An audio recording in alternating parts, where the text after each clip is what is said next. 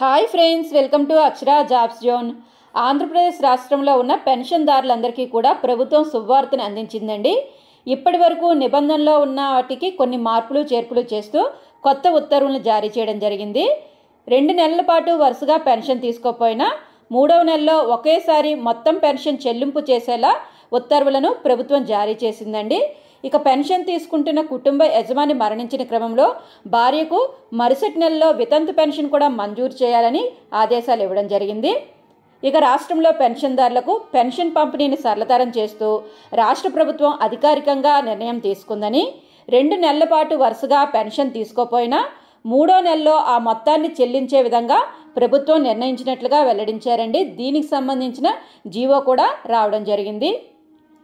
మొదటి నెలలో ఎవరైనా పెన్షన్ తీసుకోపోయినా, అదే వ్యక్తి 2వ నెలలో కూడా పెన్షన్ తీసుకోపోయినా ఈ 2 నెలల పెన్షన్ని మొత్తం కలిపి 3వ నెలలో ఇవ్వడం జరుగుతుందండి.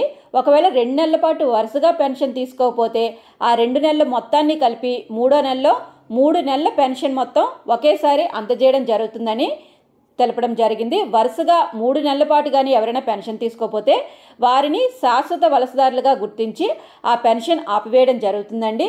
వారు తిరిగి యథాస్థానానికి వచ్చిన తర్వాత పెన్షన్ కోసం దరఖాస్తు చేసుకుంటే వారికి తిరిగి పెన్షన్ పునరుద్ధరించడం జరుగుతుందని వెల్లడించారు. వృద్ధాప్య పెన్షన్ తీసుకుంటున్న కుటుంబ యజమాని అకస్మాత్తుగా మరణించిన పక్షంలో అతని భార్యకు మరుసటి నెలలోనే వితంతు పెన్షన్ మంజూరు చేయడం జరుగుతుందని మంత్రి కొండపల్లి శ్రీనివాస్ తెలపడం జరిగిందండి.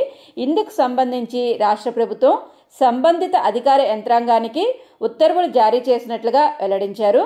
జిల్లా స్థాయిలో జిల్లా గ్రామీణ అభివృద్ధి శాఖ ప్రాజెక్ట్ డైరెక్టర్స్, క్షేత్రస్థాయిలో సంబంధిత ఎంపీడీఓస్ అండ్ మున్సిపల్ కమిషనర్ ఈ మేరకు ఆదేశాలు ఇవ్వడం జరిగిందని పేర్కొనడం జరిగిందండి.